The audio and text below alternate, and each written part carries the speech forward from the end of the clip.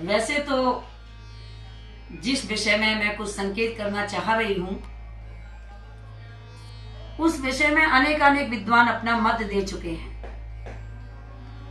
लेकिन उस मतों का, उस संकेत का, उस संदेश का हमारे समाज पर, हमारे धर्म पर कितना प्रभाव पड़ रहा है, ये सोचने का विषय है। संकेत तो अब कुछ दिन बाद जो एक मत का एक संकेत जो आ रहा है 25 तारीख को, 25 दिसंबर को, जिसे उस मत के लोग क्रिसमस डे बोलते हैं। मैं अपने सनातन धर्म के आचार्यों का स्वागत करते हुए, सनातन धर्म के अनुयायियों से निवेदन करते हुए ये आग्रह करना चाहती हूं, मैं ये नहीं कह रही हूं कि मेरा विचार सर्वमान्य होगा, लेकिन अंतरात्मा की जो बातें होती है ना, वो शाब्दिक शब्दों से बहुत अलग होती है। और सच बताएं, हम हृदय से बात कह रहे हैं, प्रामाणिक बात कह रहे हैं। इस मत का जो ये सांकेतिक पर्व है, ये पर्व जैसे एक डॉक्टर की दी हुई टैबलेट हर रोगी के लिए मान्य नहीं होती, हर पेशेंट के लिए लागू नहीं होती, रिएक्शन भी करती है, ठीक इसी प्रकार से प्रत्येक मत का जो सांकेतिक पर्व होता है, मैं मानती हूं वो हर किसी धर्म मानने वाले के लिए जरूरी नहीं है कि उपयोगी हो। इसीलिए आपसे विश्वास पूर्वक मैं निवेदन करना चाहती हूं, ये जो क्रिसमस डे है अथवा जो उसमें जो कुछ बनाते हैं वो क्या रूप स्वरूप है, मुझे उसका विवेचन नहीं करना। निवेदन इतना करना है, अपने यहां आपको बताऊं, सही बात बताऊं, जो देवलोक में कल्प वृक्ष है ना, वो शायद किसी ने ना देखा हो। किसी सिद्ध संत ने किसी साकेत लोक में, गौलोक में, बैकुंठ लोक में जिसने दिव्य दर्शन किए होंगे, वो अवर्णीय होगा, वो वर्णन नहीं कर सकता। एक कल्प वृक्ष होता है वैकुंठ में अथवा दिव्य लोक में। लेकिन आपको सच बताऊं, हमारे पृथ्वी का, हमारी भूमि का, हमारे धर्म का, हमारे सनातन धर्म का, आप इस बात को कुछ भावातिरेक मत समझ लेना। ये भावातिरेक नहीं है, ये यथार्थ है, अनुभव है। यदि पृथ्वी का कोई कल्प वृक्ष है तो क्षमा करना, धर्म अवलंबियों से निवेदन है, वो वृक्ष कहना अपराध होगा। वो साक्षात कल्प वृक्ष से 100 गुना, 1000 गुना, करोड़ गुना और इन सीमाओं से परे यदि कोई महत्व रखते हैं तो हमारी तुलसी वृक्ष रखते हैं। तुलसी पौधा है, तुलसी माता है। इतनी दिव्याति दिव्य तुलसी माता को छोड़ के आप संकल्प कीजिए 40 दिन का।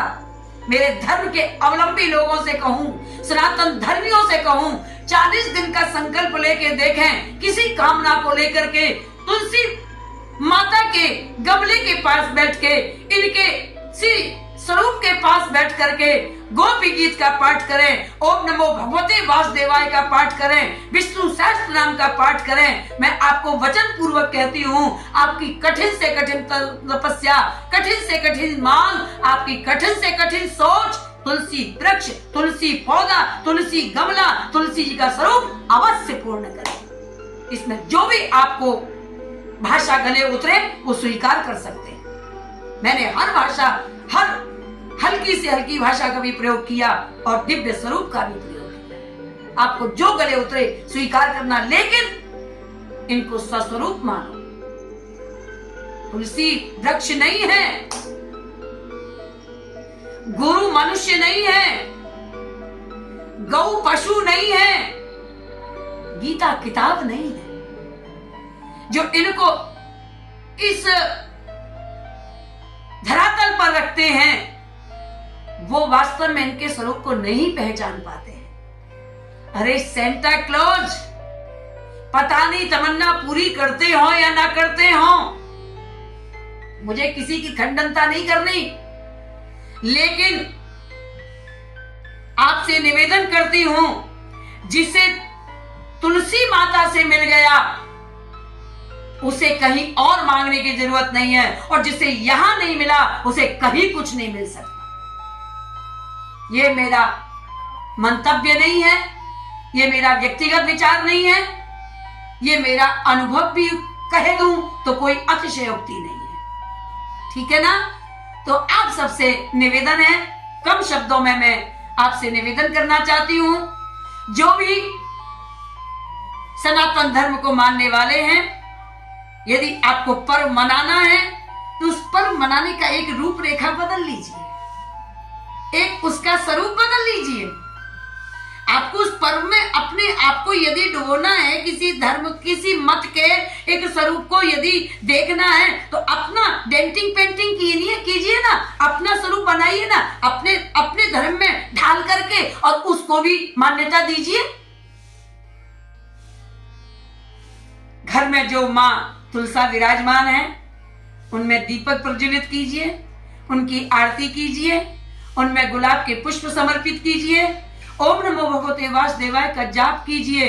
आपसे निवेदन करती हूं, आपको 25 तारीख तो छोड़िए और पर्व को एक तरफ रखिए, और निवेदन करती हूं, यदि आपको उसका फल न मिले तब आप भगवान से समर्पण भाव से निवेदन करेंगे और आपको वो निवेदन जरूर स्वीकार किया जाएगा, क्योंकि मेरे प्रभु माँ तुलसी जी का अपमान सहन नहीं कर पाएंगे। माँ जो देंगी, माँ जो कहेंगी, तुलसी माँ से आप जो मांगोगे वो आपका सफल होगा, अवश्य होगा, इसमें कोई भी दो राय नहीं है, क्योंकि इसके साक्षी मेरे गोपाल हैं, इसके साक्षी मेरे नारायण हैं, इसके साक्षी भगवान स्वयं श्री बालकृष्ण लाल हैं, श्री शालिग्राम भगवान हैं। इनके साक्षी होते हुए तुम्हें किसी और साक्षी की आवश्यकता नहीं है। या तो आप सनातन धर्म को मानते नहीं हो तो इन बातों का असर नहीं होता, और यदि सनातन धर्म को तुम अटल विश्वास से मानते हो, सनातन कट्टर भी कहूं तो भी कोई अतिशयोक्ति नहीं है,